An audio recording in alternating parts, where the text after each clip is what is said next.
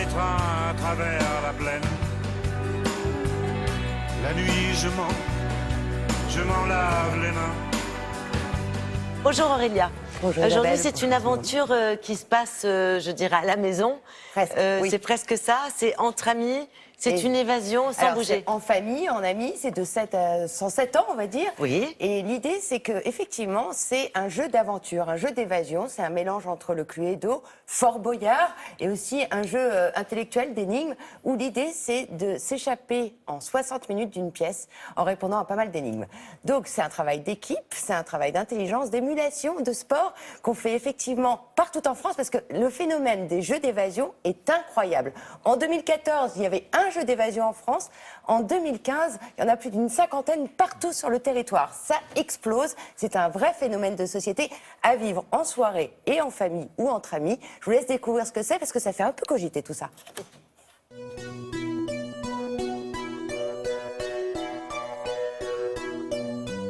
Le concept du jeu d'évasion, c'est de réussir un parcours en 60 minutes. Donc pour cela, ils vont se retrouver dans un univers, ils vont devoir fouiller un peu partout, trouver des indices, des codes et résoudre tout un tas de choses pour pouvoir réussir leur mission.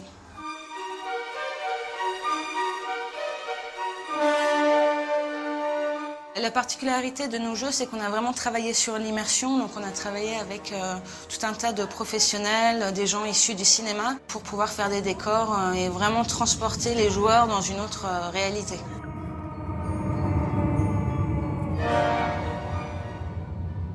Les gens viennent beaucoup le soir parce que c'est l'activité parfaite à faire avant ou après le resto, et puis pour enchaîner sur un petit verre après pour débriefer. Parler du jeu, de leur expérience. Alors messieurs, vous n'avez pas été suivis en arrivant ici? Je peux vous faire confiance? Vous êtes en réalité au quartier général secret de l'Archi. Vous allez être envoyé en 1935 dans la bibliothèque de la Sorbonne, plus précisément. Vous avez une heure ça paraît long, c'est très court, ça passe extrêmement vite, donc soyez le plus efficace possible. Allez-y, c'est bon. Bon courage, messieurs. L'archive compte sur vous.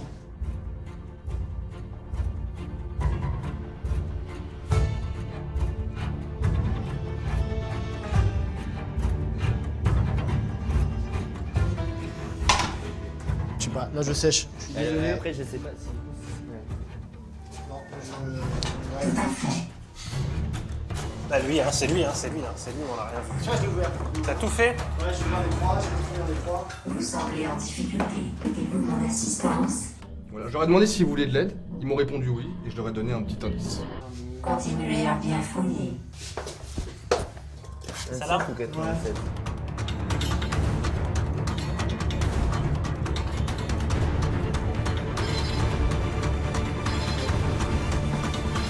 Les gens ont tous des facilités dans certaines choses qui sont différentes. Donc il y en a qui vont être plus forts en maths, en fouille, en logique, ce genre de choses. Donc les jeux sont très mixtes et chacun va y trouver son compte. Alors, là on a un cadenas à 4 chiffres. Félicitations. Vous avez résolu les premières épreuves. Alors, En ce moment, il y a un énorme engouement pour les jeux d'évasion parce que c'est nouveau, ça n'existait pas avant. Ça permet aux gens de faire une activité ensemble dans un rôle vraiment actif plutôt que passif. Ils vont pouvoir résoudre quelque chose. Il y a ce côté un peu nouveauté, ce côté réflexion, ce côté travail d'équipe qui est très porteur. Bon, effectivement, c'est assez étrange. Mais d'où vient cette idée de jeu un peu particulier comme ça vient d'où? Alors, c'est japonais au départ. C'est un D'accord. jeu qui date de 2005. C'est un jeu vidéo. Oui. Complètement virtuel, qui était un jeu d'évasion, c'est-à-dire qu'on était enfermé dans une pièce virtuelle et il fallait répondre à des énigmes pour pouvoir s'en échapper.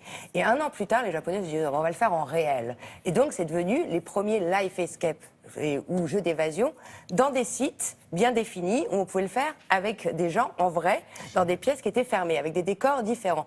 Alors là, je vous ai emmené dans un lieu à Paris où la thématique est l'histoire. Parce qu'en fait, aujourd'hui, tous les jeux d'évasion ont des thèmes. Là, c'est l'histoire. Là, on est dans la Sorbonne, mais ça peut être aussi à la Bastille en 1635. Dans ce jeu d'évasion-là, on peut se retrouver projeté en 2035 avec un univers qui est très de science-fiction. Oui, on choisit son On époque, choisit en son fait. époque. Oui. D'accord. Et donc, il y a des thèmes. Alors, on peut en sortir, parce qu'on en parlait avec Marie-Dominique, on peut en sortir, on peut faire des jeux d'évasion à taille réelle dans des villages, dans des villes. 1000 personnes peuvent participer, mais ça, c'est de l'événementiel. Là, je vous présente ces soirées que vous pouvez faire tous les soirs de l'année, en amis ou en famille. Et c'est vraiment 1h, 1h30 à vivre intensément. Puis après, ce qui est bien, c'est qu'on va poursuivre la soirée autour d'un verre. Et, en discutant de tout ce qu'on a vécu, bien sûr. Dire, mais toi, t'avais pas compris ça, c'est à cause de toi qu'on a perdu du temps, c'est pas bien. Voilà. Merci beaucoup pour cette autre bonne idée. On va se quitter, le temps du point route, du journal et de la météo. Mais vous restez, bien sûr, on se retrouve tout de suite après. C'est le matin, c'est rigolo. Le mieux, c'est les filles. À tout de suite.